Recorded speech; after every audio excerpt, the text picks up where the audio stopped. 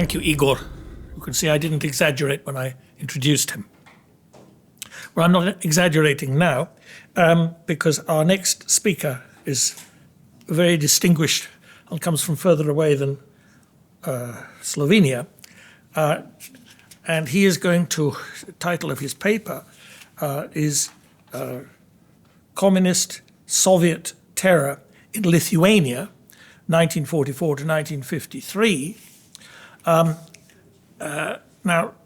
Dr. Arunas Bubnys studied history at Vilnius University, received his doctorate in 1994 at the Institute of Lithuanian History in Vilnius, and since 1985 he's been a research associate at that institute.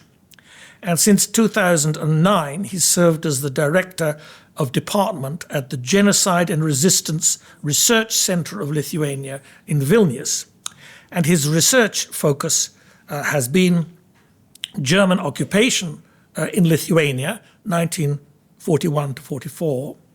And his most important book, as he says, is on the same subject.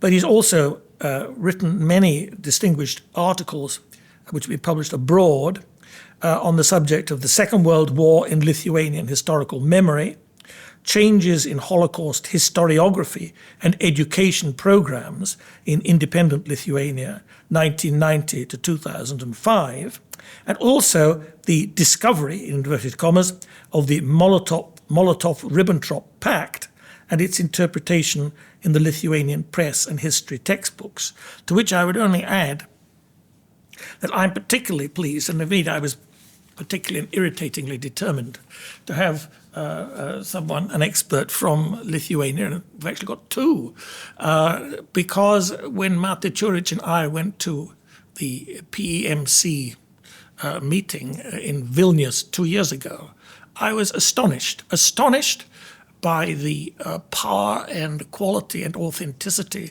of the frightening museum that they have there in the old KGB headquarters. But I was, I suppose, even more impressed by the literature that I came away with, including a full history of Lithuania by various scholars, and also the persecution of the church in Lithuania and so on. And the quality of this and the quality of the English was just superb. So it can be done. It can be done. Please.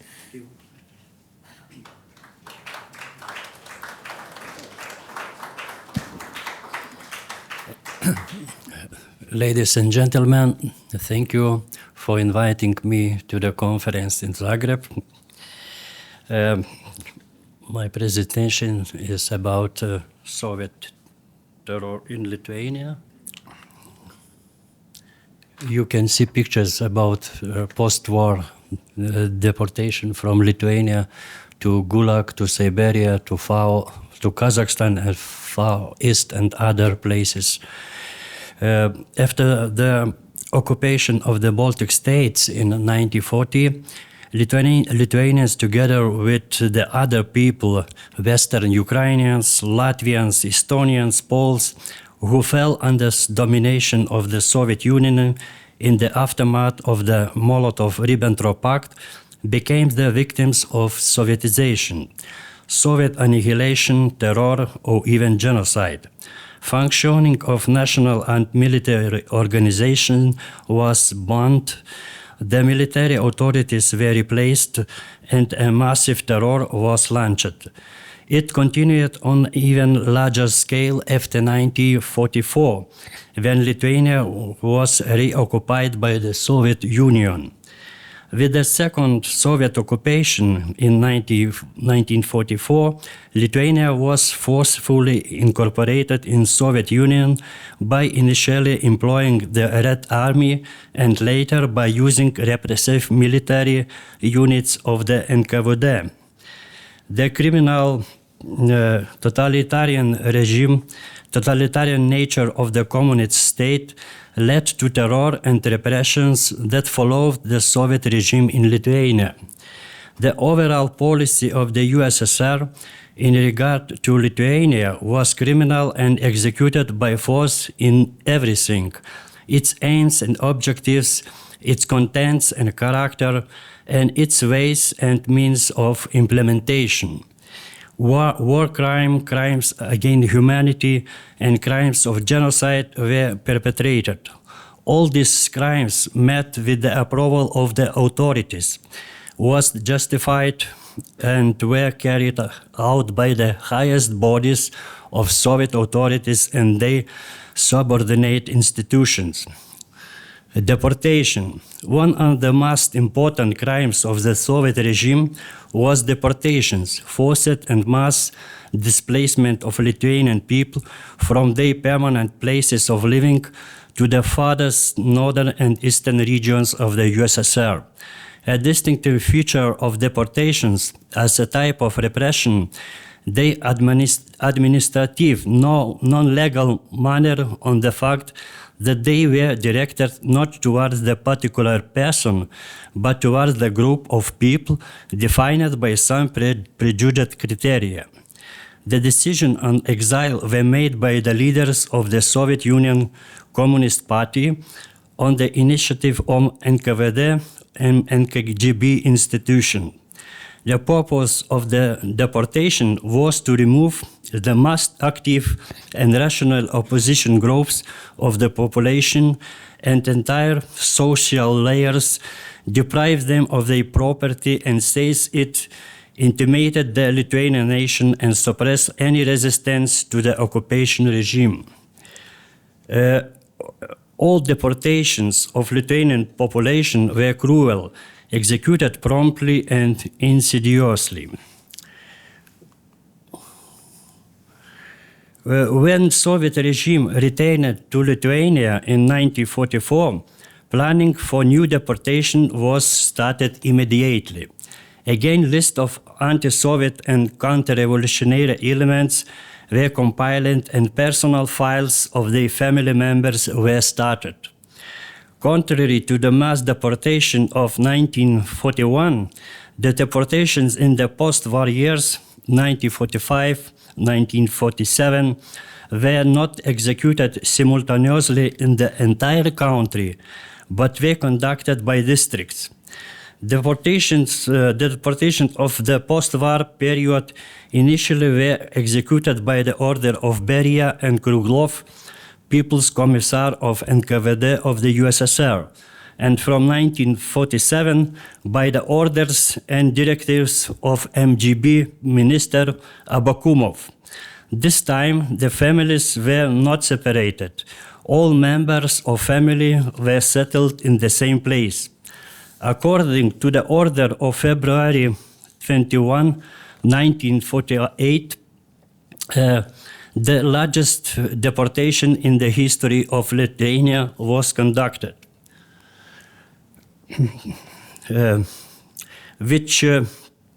during this deportation, which for reasons of conspiracy was coded by Chekists as Vesna, spring, 11,000 families, 40,000 persons were deported. Lithuania have 3 million residents, and it is this deportation was very massive to Lithuania. The second largest deportation, Priboj, was carried out in the March 25, 28, 1949 by the order of January, and in this section more than 8,000 families, 28,000 persons were banished to East Siberia. Deportation treated according to the Convention of Genocide as a conspicuous action leading to a partial or total extermination of the population were sanctioned by the highest officials of the Soviet power. In the course of the time, their motivation changed. Crimes against humanity, as well forced labor, affected the lives of about 130,000 people. The accurate number of the deported people will be determined if the name list of deportees are announced. The status of the exiled was defined by Soviet laws. From 1948, when massive deportation of Lithuanians started, greater restriction on the situation of exiles were imposed by a resolution of the USSR authorities. The mass of Lithuanians, Latvians, Estonians, and Western Ukrainians were in exile until 1958. Deportees of these nations were declared particularly dangerous.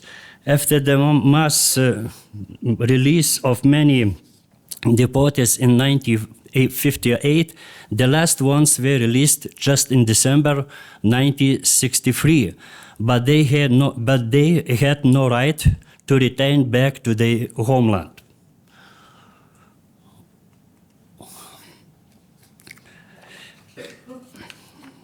In 1944-1947, the war tribunals were the most important institution proclaiming capital punishments. The Supreme Court passed only on death sentences, while the war tribunals passed the rest 52 sentences. 60% of all death sentences were implemented in regard to the judgments of the NKVD and MVD Army war tribunals. During the period of 1944-1947, about 800 people were executed to death in Lithuania.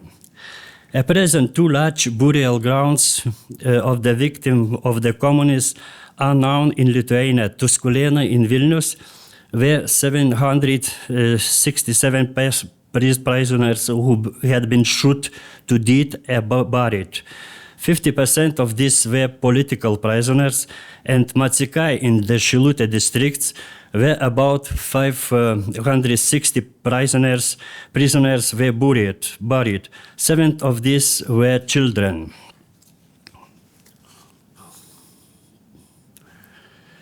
Sovietization of Lithuania and suppression of the resistance movement would not have succeeded had it not been for massive arrests. Every second man in Lithuania became a victim of genocide or had to pass through the filters of the system of terror. Arrest, terror by the repressive structures had more far-reaching goals than a mere suppression of resistance. Total subjugation and Sovietization of Lithuania, restructuring of society according to Soviet postulates, could not be carried out without force and terror, without exterminating the most patriotic and economically independent part of Lithuanian nations. 33% of political prisoners from among 80-90,000 or 20-25% of all prisoners from among 150,000 were shot dead, killed during arrest, interrogation, or perished due to intolerable conditions of imprisonment and work, or were declared missing. Out of 132,000 people, including those born in exile, 28,000 died of disease, hunger, and hard labor. According to preliminary estimates, in 1953-58, another 3,000 people died in exile. Another 50,000 people were not able to return to Lithuania for a long time or never returned.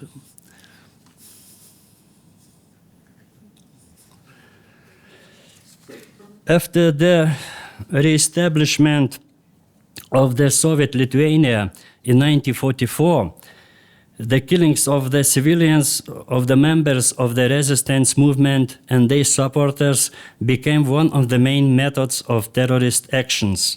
Action of physical destruction of people suppressed in their magnitude all the action of 1946-1953. The MVD troops subordinate to the security forces of rear and the Army of Railway Security and the internal troops started the punitive operation against the participants of armed resistance or any persons suspected of resistance in July 1945, but it was from December this year these punitive operations reached their culminations. Out of 20,000 people who were killed and called guerrillas, branded as bandits in the Soviet documents, about 5,000 were defenseless persons.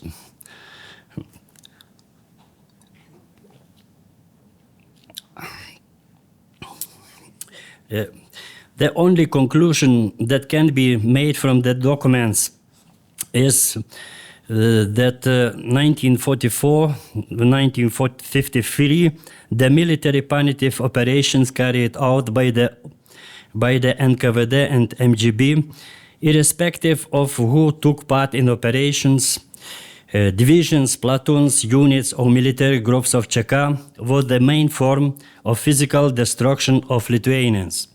The MVD, MGB, and their troops were the main perpetrators of all massacres.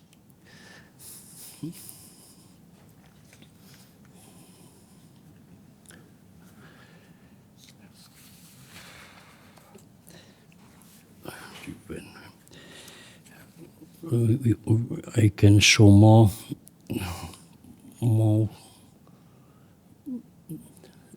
statistic about the deportations in Lithuania. Just need to point it here.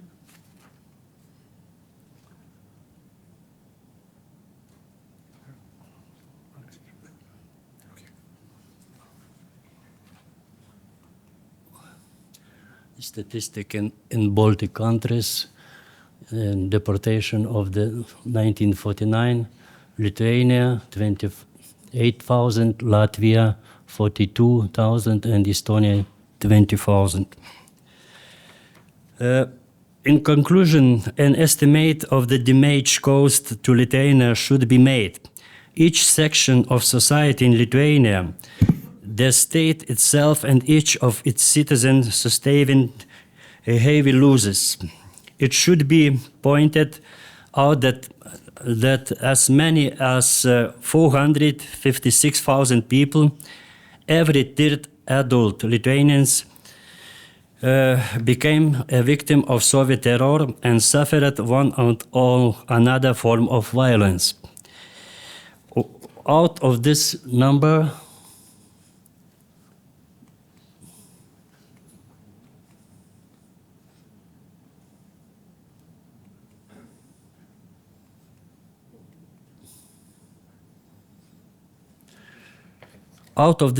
about 350,000 people were thrown into prisons, deported, or sent to Gulag or murdered. The total number is 332,000 people. About 33% perished there, and about 25 were not able to return to Lithuania. 20,000 were killed in Lithuania. About 500,000 people were forced to leave Lithuania because of the terror, the war, or judgments of the occupation forces. Terror accompanying the process of Sovietization, war crimes, crimes against humanity, crime of genocide destroyed not only people, but entire social groups with their culture, property, and social influence. Demographic, property, and other losses sustained by Lithuanian people have had a lasting effect and will long tell upon the life of the contemporary state of Lithuania and its society as an eternal reminder of the crimes of the communist regimes.